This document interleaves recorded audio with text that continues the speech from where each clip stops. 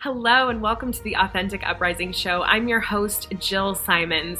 I am so excited to grow in the radical art of standing in what God says about you with you today. This show is a place where we pour into our concept of who we are, how we've been created with intention by God, and how we can live out of the freedom that He has for us more every single day.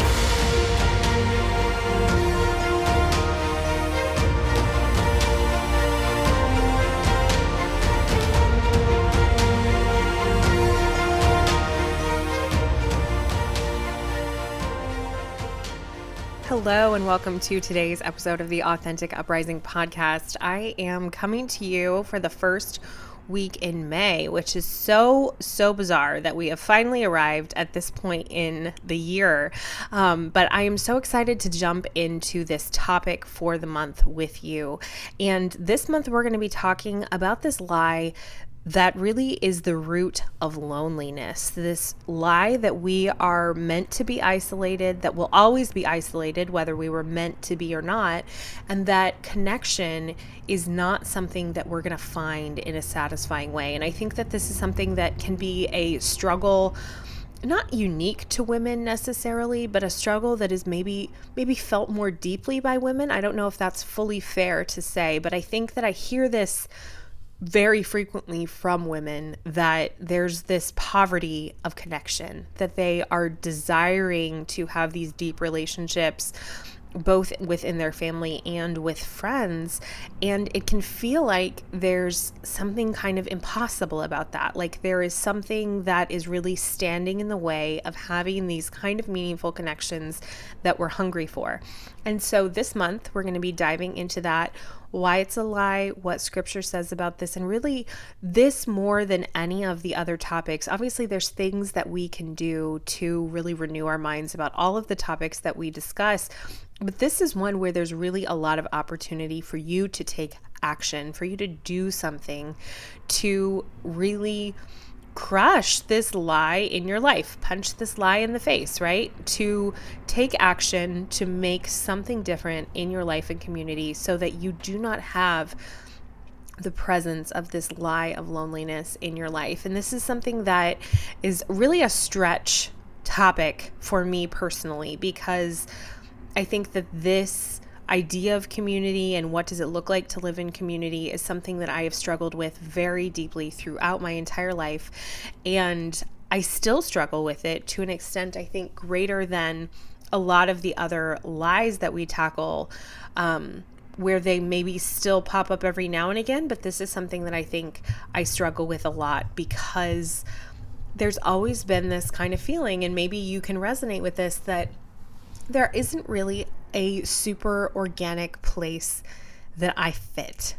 I don't fit in necessarily with a lot of moms that might be staying at home. I don't fit in with a lot of entrepreneurs that are typically men and approaching it in just a very different energy than I approach entrepreneurship. I don't really fit in with college girls anymore. I'm not really a school age mom yet, though, because my kids are mostly smaller, but I do have a school age child with a lot of special needs. And so I'm not really in the same place as the straight up toddler moms anymore. And it can be a challenging thing to navigate. What does it look like to be in community, especially as these roles in our lives change? And as we deal with something like we've all been dealing with for the last 2 years, this global pandemic, where connection and community has looked a lot different for the last 2 years than it has leading up to that. So that's the topic for the month. Let's first start looking at really what the lie is. So I think that I struggled so much with how to phrase this lie that we're dealing with today, because I don't think a lot of us would necessarily say oh, I feel like I'm destined for isolation. Maybe in a very desolate place, we would say that. So that is a possibility. But I think more often there's these subtle, more palatable lies that we tell ourselves, that I just don't really fit in, or maybe people just seem kind of annoyed when I'm around, or I just really struggle to connect with people. I don't feel like I'm very good at connecting with people.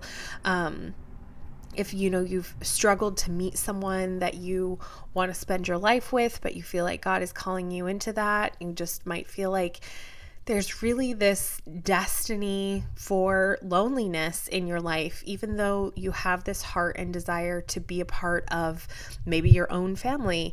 And so whatever this is, however it shows up in your life, it is something that we really need to look at the biblical reality around and really renew our minds about what is God's vision for relationship within community. And also, what did this look like in the past? Before we had the level of mobility and technology that we have now, what did this connection between people really look like?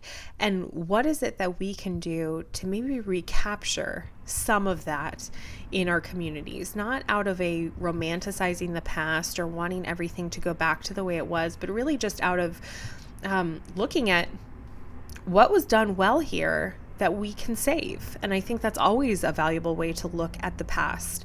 Really, what a value here can we take with us into the future? So in looking at this lie this month, we're really looking for this truth to come through that God created us for relationship and created us for community. And we know that more than anything through the fact that he created us for himself. But when he created Adam, he created him and was in relationship with him. But then you have right there at the beginning of Genesis, our verse for the month comes along just in the second chapter of Genesis, in Genesis 2:18, where it says, "And the Lord God said, it is not good for man to be alone. Let us make him a help like unto himself."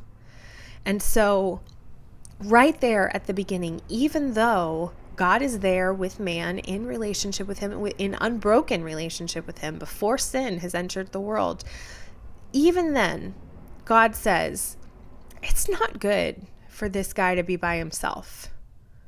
We need to create another like him to be in relationship with him, kind of on his level, so that there's this relationship between peers and equals in humans. And there's also this relationship between a higher being, God, and ourselves. And really, in the context of that triangle, kind of, where we have a relationship with our peers and then relationship with God, and they also have a relationship with God, that is where we find the stability that God created us for. I'll never forget in marriage prep, when I was going through this with my husband, that was something that the couple that was helping us prepare for marriage showed us, was this drawing of a triangle where there was you and your spouse at the bottom and then God at the top. And so in building this triangle, the idea was that, and the specific reason we were shown it was this idea that we should both be growing to God, growing closer to God together, and not sort of out of sync with each other, so that this triangle is ending up all contorted with different angles. We wanted to keep the pieces of the triangle in alignment to really have that be an ordered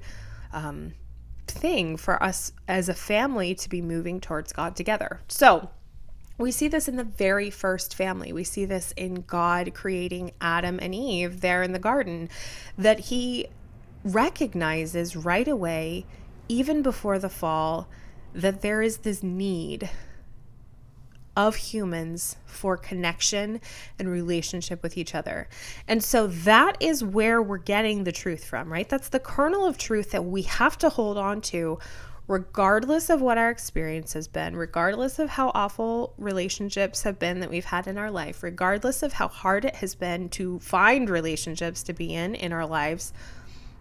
We have to go to the truth that is revealed to us in God's word, and we have to cling to that, because when we allow our circumstances to renew our mind instead of the gospel, instead of the Bible, the truth that God has for us there, then we are really allowing Satan the equal opportunity to speak. Right? Because in our circumstances, in our experience, there's free will and temptation and all of this messiness that comes in, right? So if we are using our circumstances and our history to renew our minds, then Satan is equal player on the field, maybe greater player on the field in some situations. But if we go instead to the truth in the Bible and let that really set the bar, then we can be really assured that that's actual truth, that God is providing something that we need to know in his word. And so even if that seems kind of, what's the word I'm looking for? Kind of diminutive is the only word that I can think of, and that's not the correct one. Reductive, there we go. Even if that seems kind of reductive to go all the way back to the Garden of Eden and say, well, look, here you're created for connection because Eve was created for Adam. It's not, because God is consistent, right? So there's not a different truth in the Old Testament on this front than there is in the New Testament. Now, the exception to the consistency is really doors that Christ opened, right? So there might be things that people didn't have access to, like hearing the voice of God as an average individual in the Old Testament, that we do have access to now, because that's a door that Christ has opened. But something like this, where people are created for each other, that is consistent throughout the entire longevity of the Lord traveling with humankind. And so that is really the impetus of us needing to go to the source and say, okay, we believe that this is the truth. But now, like I said, this month we have kind of a uniquely large how. What does that look like? How do we do that? And that's something that I absolutely don't have all the answers about. I don't have all the answers about any of these things, but I have less than average number of answers about that. And that's part of the reason that I value having guests on this podcast so much. Later this month, we're going to have 2 amazing guests, one next week, one at the end of the month, talking about this. People that know more than me about this subject, that are able to speak into the reality of how do we do this. One of our guests is going to be talking very specifically about how do we enter into relationship when that's been such a source of wounding, when we've had so many struggles in relationships that we have had in our lives. So there's really a brokenness there that struggles to connect, to even be open to connection. And then our other guests are going to be talking about what does it look like to be open to community, to be in community in a way that's meaningful and really allows you to experience some of God's design for community. So look forward to both of those. And the other thing that we're going to be doing is we're just going to be asking Jesus, right? Crazy thing that we do so often here at Pink Salt Riot and the Authentic Uprising podcast is we just straight up ask Jesus. And so in our Lectio prayer episode, the 3rd week of this month, that's what we're going to be doing. I don't have the answers. We're just going to go ask Jesus. What is it, Jesus, that you want us to do as individuals? And that's the beautiful thing. It's going to be totally different answers for each person that prays with that episode. Totally surrendered to what it is that God is calling you to do specifically in your location, in your life, in your time of life, all of those things right now. Going to Jesus and saying, what does this look like for me right now, Lord? What do you have for me? What do you want for me? What's your heart for me around these relationships? And so I'm very much looking forward to that episode and hearing the fruit of what comes out of that prayer time for you. So as we move forward into this month, we do want to work a little bit with specifics. We're not going to completely wait until the 3rd week of the month to talk about any of the how, any of the what is it that we do here in terms of combating this lie in our lives. Because I think that an interesting new element to this conversation is this whole global pandemic that we find ourselves in. This has changed the nature of community, the nature of connection so much over the last 2 years. And if the last 2 years are any indication, it seems like this is going to be a very ongoing change that we're going to be learning to navigate as a human race really in the long term. And that gives us this tremendous opportunity to really look at what do we value and how much do we value it. So deciding where is the value in what I'm choosing to do, Why am I choosing to do it? And making choices out of really what God has for us, right? So we as Christians believe that the body is good, that we want to pursue health. We know that Jesus heals. He does not want sickness and illness for us. But there's a lot of individual discernment there about where is really the good line between really paying attention to bodily safety, but also living in this truth that God created us for connection and community. And so that's another thing. Not going to give you the answers because I don't know. But that's something that I think there's real discernment necessary. It's not just, again, like so many things, we always come back to this on the podcast. It's not we get to set up camp over here in this extreme, or we get to set up camp over here in this extreme. We have to actually do the work of parsing the middle ground. Okay, it's some of this, but also some of that. And really, what does that look like? And so that's polarization we've seen so much throughout this pandemic, where people are just, it's bodily health over literally everything else. And on the other side, we've seen a lot of people that are just like, no, we're just going to totally reject the narrative of, maintaining bodily health, and we're just going to go completely the other direction. And we know as Christians that these extremes don't lead to good places.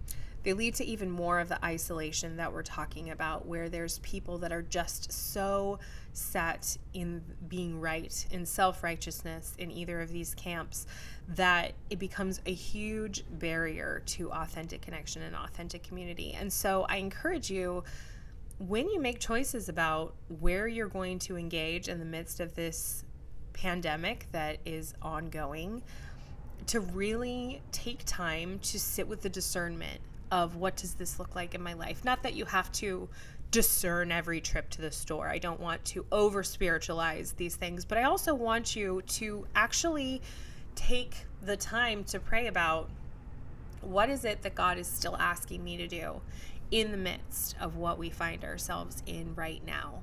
Because it's not just to hole up and never be a part of any kind of physical interaction again. Even if there are extenuating circumstances, God still created you for connection. And so praying about where He's desiring to draw you into that connection, even in the midst of the limitations that you may be facing very concretely, whether it's because you're immunocompromised or because there's other risk factors that make it very dangerous for you, God still has the same heart for you to be able to connect. It's not something that gets invalidated because of all the other things going on. It might look different. It absolutely might look different, but it's not invalidated.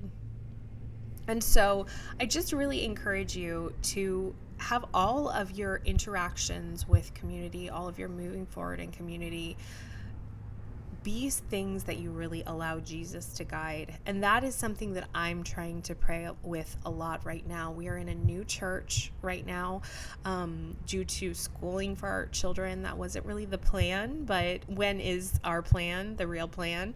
And so being in a new church, it's challenging to not have all the connections I made when I was, did not have children, had a lot more time, all of those things to rely on. And now being a full-time working mom with 3 kids and number 4 on the way, and navigating new relationships is something that has left me really hungry for more community. And so I'm very excited about taking this month right alongside you to pray into, Lord, what does this really look like? Especially as we're heading into this season of new baby and things like that at my house, praying about, Lord, what does this look like for us to still pursue community, to still be open to community, even when I don't have a lot to contribute to community right now. And that is something that I really want to spend some time talking about as well, is another performance-based lie that gets tied up with all of this, is this lie that we need to have something concrete to offer to people, to kind of be our buy-in, be our entry fee into community. If that were true, then God would not have created all people for community. He would have been more selective somehow. I don't know what that would have looked like because we don't live in that reality. But God created all of us to need each other. And if you have to have some kind of buy-in, value, etc., to earn that right, that's not fair. That's not how God would make this work. And so just on a logical, natural level, we can really reject that lie. But then we also look at that a little deeper and say, who would want us to believe that we needed to really earn our communities? Our old not friend, our old enemy, the devil. He is all about us staying isolated as much as humanly possible.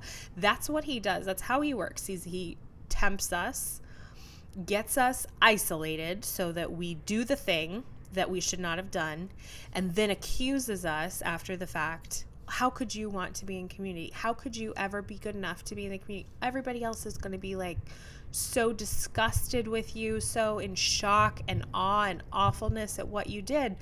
And we allow these things to be the barriers that keep us from opening up to other people, to keep us from connecting with other people. And so a lot of times when we see a lack of community, we also see a lack of really the humility to admit that we just want to be there because we need other people. We're not showing up because we think we're the best. We're not showing up because we have something amazing to offer. A lot of times we just need people around us, and we need our communities to accept that that's valid, that's okay, that's part of what we're here for. So I want you to think about the communities that you're a part of right now. Where are they? What are they based around? What kind of feedback, what kind of value do you find in being a part of those communities? And where is Jesus inviting you to go even deeper? Or if you feel like there's a real poverty on this front in your life, where is God inviting you to step out and make the first step towards being in community? Even if you've never done it before, even if it's uncomfortable, what does it look like for you to step out and be in community? Because I know beyond a shadow of a doubt, no matter who you are, no matter what you've done, no matter any situation in your life, you are created for community, and God desires for you to have people around you that make Him present physically in your life. God knows you, God loves you, God sees you, but God also desires for other human beings to know you, love you, and see you exactly as you are. And even if that has not been your experience, trust that that is the truth, and look for all the opportunities that you can find to really live in that truth this week. I'll talk to you next week. Thank you so much for joining me on today's episode of the Authentic Uprising podcast. If you're watching on YouTube or listening on a podcast app, make sure that you hit subscribe so that you can get all of our updates automatically in your app on YouTube. And we also ask that you leave us a review or a comment. If you're in a podcast app, leave us a review. That helps us get seen by more people. And on YouTube, leave us a comment. Let us know what you loved from the episode and send it on to a friend. I am sure that you know someone who really needs the message in this podcast from today. I also encourage you to check out Pink Salt Riot. That is my company that sponsors this podcast. We have an incredible online shop full of all kinds of beautiful and unique Christian lifestyle goods. You can shop our whole line at pinksaltriot.com. I'll see you next week.